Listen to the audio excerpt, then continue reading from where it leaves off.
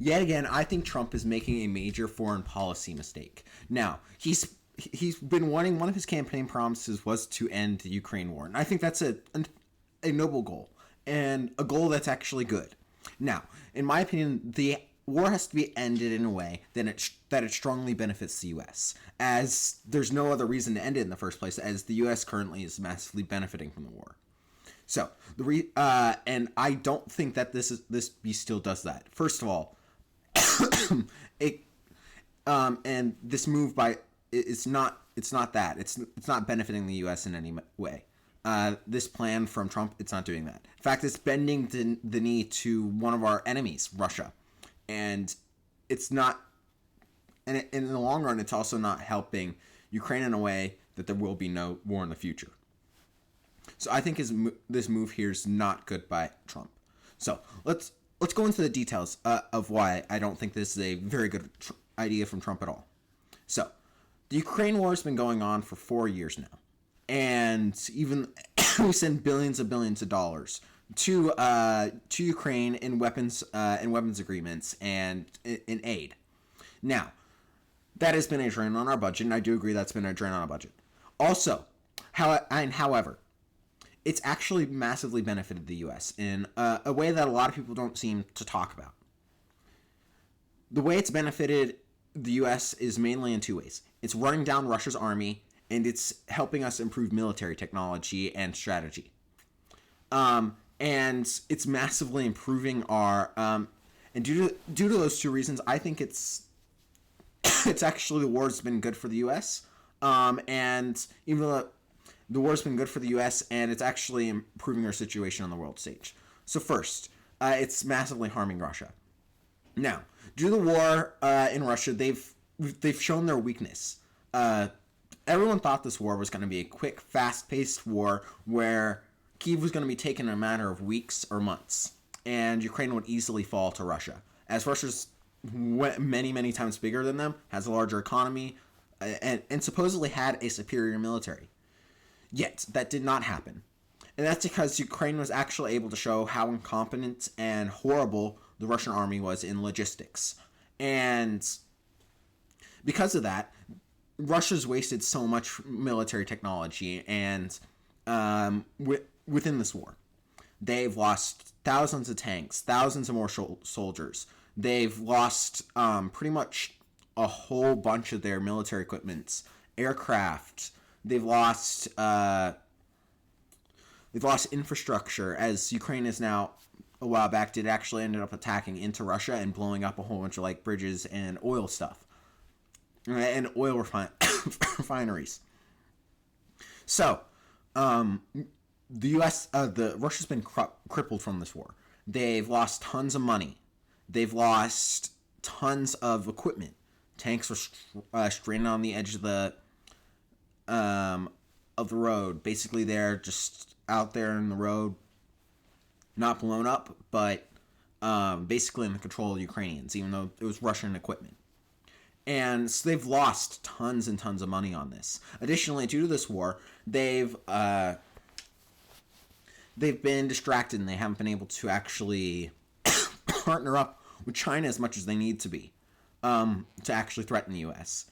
And it's harming Russia in many other ways. They had the sanctions that have destroyed or limited Russia's income from oil and gas. There's been massive inflation there. Their economy is not doing well. In fact, it's very slow. It's been slow for a while, but it's slowed down even more. And it also helped cut off Europe from the Russian reliance on oil. So it benefited America in basically destroying Russia. And not completely destroying it, but harming Russia in a significant way, where it's not harm to the U.S. or Europe that much at all. Now, there's a short-term decline in the economy. Now, we're able to get over that, and we've actually improved our economic situation compared to Russia. And due to that fact, we've gained a whole bunch of... We've absolutely destroyed Russia in terms of militarily, and now they do have land, but they've not achieved their goals. And this actually is also hurting Putin too, as war lasts longer and longer and longer, his own advisors and the Russian people start thinking, why did we fight this war in the first place? Why are we continuing? And if we can actually continue to actually fight this war, and well, Russians and Americans aren't going to fight, but if we end up continuing to aid Ukraine and allowing them to fight against Russia, there's a higher and higher chance that Russia becomes more unstable and the dictatorship is actually removed and might actually put in someone that's more leaning towards the West and actually willing to cooperate with us. In comparison to like someone like Putin that wants to reestablish the Soviet Union's borders. So if we have someone like, if we just keep this going on longer and longer and longer, there's a higher and higher chance of dissatisfaction within Russian leadership and with the Russian people.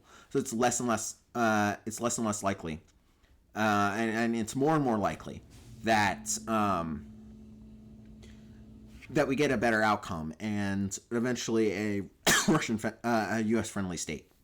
And we need that, considering Russia is another nuclear arms nation. So if we have more and more countries that are more on our side as Americans, the more secure we'll feel throughout the world. Additionally, if we actually get someone in power in Russia that's more towards the U.S., we'll have more access to those valuable natural resources, and China will have more limited access.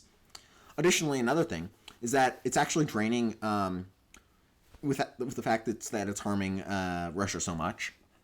It's actually draining military technology from other nations too, like North Korea, since there was a massive arms deal with them. It's drained them some of their military resources. Same with Iran, and same with other nations like China. So it's negatively affecting our enemies. It's negatively affecting our enemies, this war, and it's good that it's doing that, as we want our enemies to basically be less on the international stage. Next thing is the fact that it's actually good for the U.S. military to keep this war going and continue to aid them, because we have a lot of military technology that hasn't been tested in the field. And that's one of the things with this war is that it's allowed us to test a lot of new military technology, like within Ukraine, and it's allowed us to develop strategies and new maneuvers that could actually end up helping us in a war with like China or other foreign nations. So if we continue to allow this war to go on and we continue to get more strategies, more technological advancements within the military, and so we'll be able to actually be able to field test certain equipment that hasn't been field tested before. It allows us to improve our military, and that improvement is actually very good and is very, very important, as it helps refine our strategies, helps refine how our weapons work. It also tells us what is actually going to be effective in war and what actually we should spend our money on in terms of military technology and what is actually useful. And that massively improves our own military and helps with national security. It also, with it helping actually being able to develop new strategies, there was this example of Ukraine using drones by actually sending in a shipping container of drones secretly into Russia. And that is actually how they took out the oil refineries and some of their critical infrastructure that I mentioned earlier. And that we can now use that strategy, as now that strategy is being tested on the battlefield. And it's been seen how effective it is.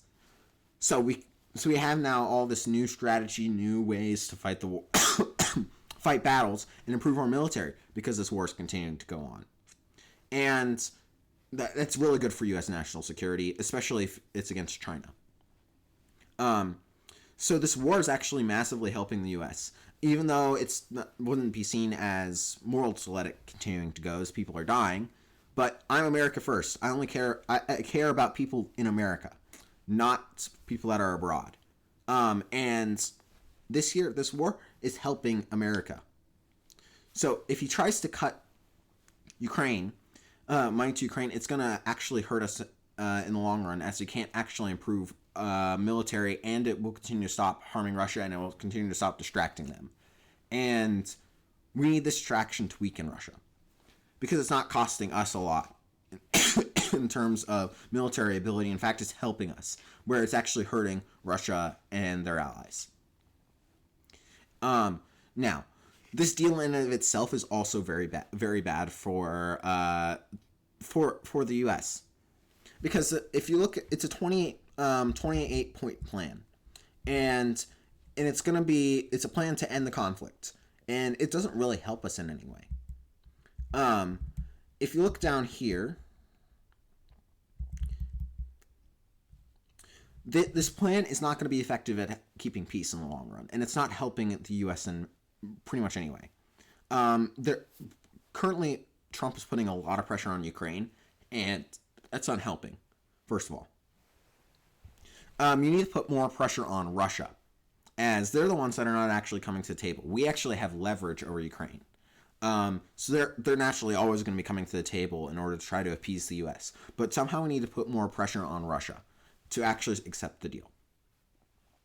And if that's basically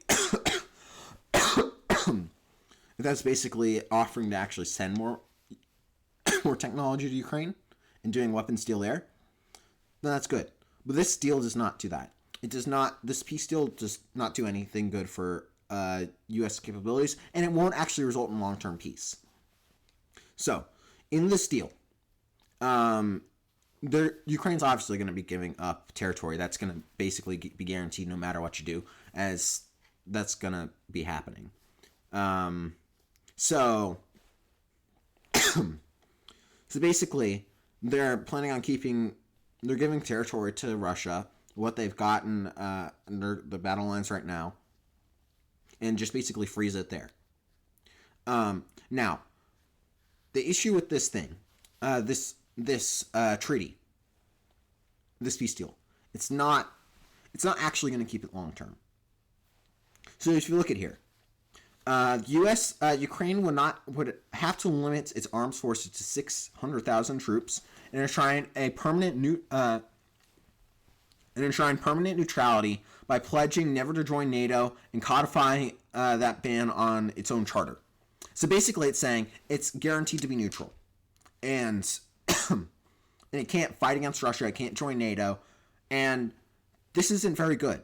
And it's also limiting their military technology. So this actually makes it a lot easier for Russia to actually conquer Ukraine in the future.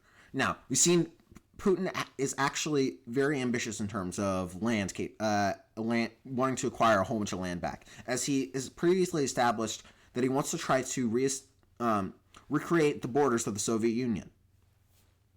So he's trying to invade Eastern Europe and get all those states back. And this 6,000 troop limit weakens the Ukraine military. It makes it harder for them to fight back in the future if they invade. It makes it a lot easier for a Russian to invade. So in the long run here, Russia's going to see Ukraine as a weak puppet state, basically. And it's going to try to exert its own control over the entire nation. And with this peace treaty, it's going to be very, very easy to do that.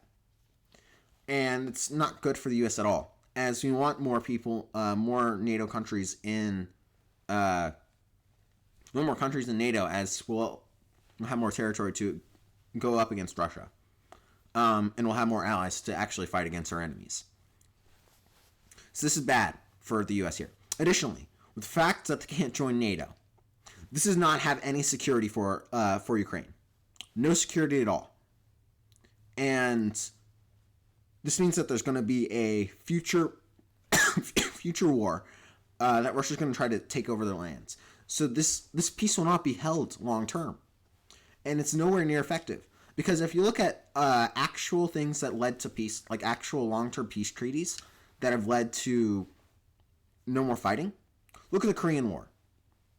Now, technically, they never signed a peace treaty, and it's still technically at war. But there's no like physical fighting between that border, and that's because you have security guarantees. We, as the U.S., have guaranteed to fight with South Korea if they get attacked by North Korea again. And the reason that North Korea is invaded by South Korea is because China has promised to protect North Korea. And that's the only reason there isn't fighting there.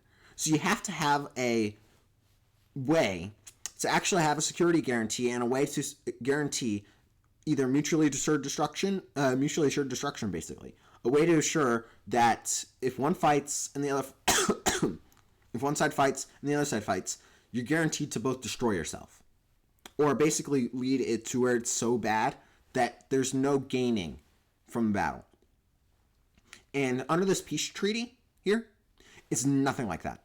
In fact, it's a lot more similar to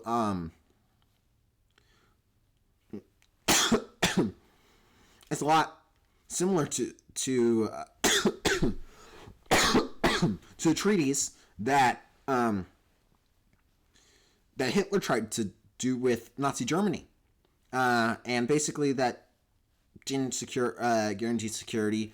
Britain and France didn't actually end up fighting Germany with these peace treaties after they invaded Austria or France. Not France. Czechoslovakia. It's more similar to the deals with that, particularly the one with Czechoslovakia, where they only said they would take the Sudetenland, but they actually ended up invading the entirety of Europe. But because there was an actual security guarantee, Germany just got away with it. So, the only way that this peace actually stands is if they have security guarantees / getting into NATO. And additionally, another thing within this treaty that would hurt them is that NATO wouldn't be able to station any troops in Ukraine in the first place. So that would mean we would have, again, more limited access to actually fight against Russia in a future war. So it means that there's less ability to fight against them. They get stronger, we don't. We get weaker. Our side gets weaker, and it's not good. This treaty is horrible for the people in Ukraine, for the people in NATO, for any democracy in the future, and even for the U.S., as it doesn't actually give us any mineral rights. And that's another thing. If in the future Ukraine wants to, it doesn't give us anything. And this doesn't benefit the U.S. at all. In fact, it hurts us and it helps an enemy. One thing I would actually want Trump to do here is not actually try to force Ukraine into this peace deal.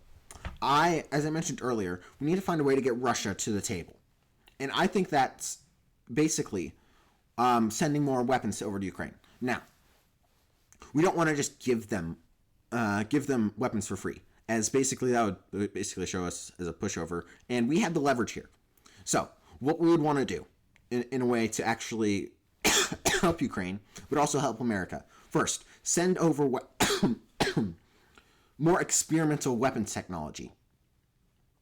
It has not been tested in the field, yet doesn't have enough military secrets to where it would be detrimental if it got captured. Even though any information that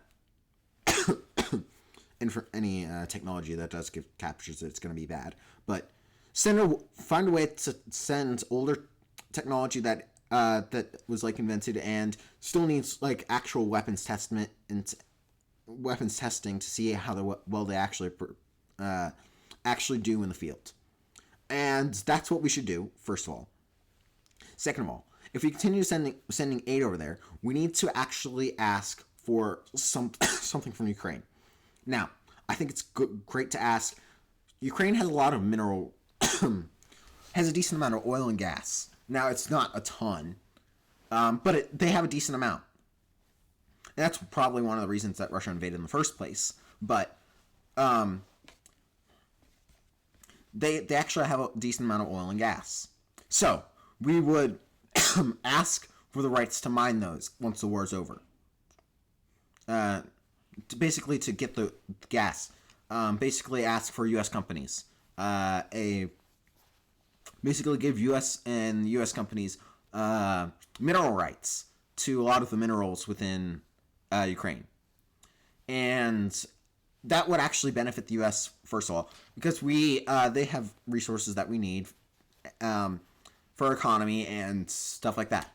And it benefits U.S. by allowing us to import more and get not import more, but actually able to like lower prices as we have control. Also give like U.S. corporations a income boost, which then also will result in a tax income boost for the federal government. So it actually does go back to the people. Also result in more U.S. jobs as we'll have more people, more jobs in like these companies, particularly higher level jobs. So it makes it so raise the income in the U.S. So it's just do that and basically ask for more mineral rights and controlling of their gas fields. That's what we should do. Send more aid over in exchange for resource rights. And that will actually massively benefit the U.S. And it will continue to detriment Russia and their allies. Continue to distract them, stop them from making military advances in other ways. And that won't happen if this treaty goes through. And if the treaty goes through, it will massively benefit Russia. It will make it so they're not wasting any more resources, and we can't hurt their military technology anymore.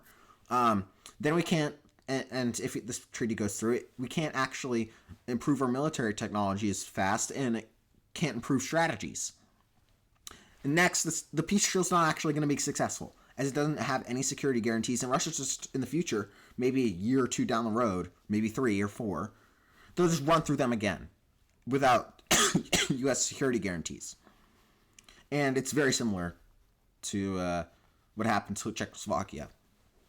So if this actually does go through and goes through for the U.S., it doesn't actually help us in any way, and it's going to hurt us. Trump should just give them more weapons, and not give them more weapons. Give them more weapons in exchange for mineral rights or material resources, or even money, or future debt. Because that's the best way to benefit the U.S. economy in the long run, and benefit the U.S. military, and just benefit the U.S. Overall.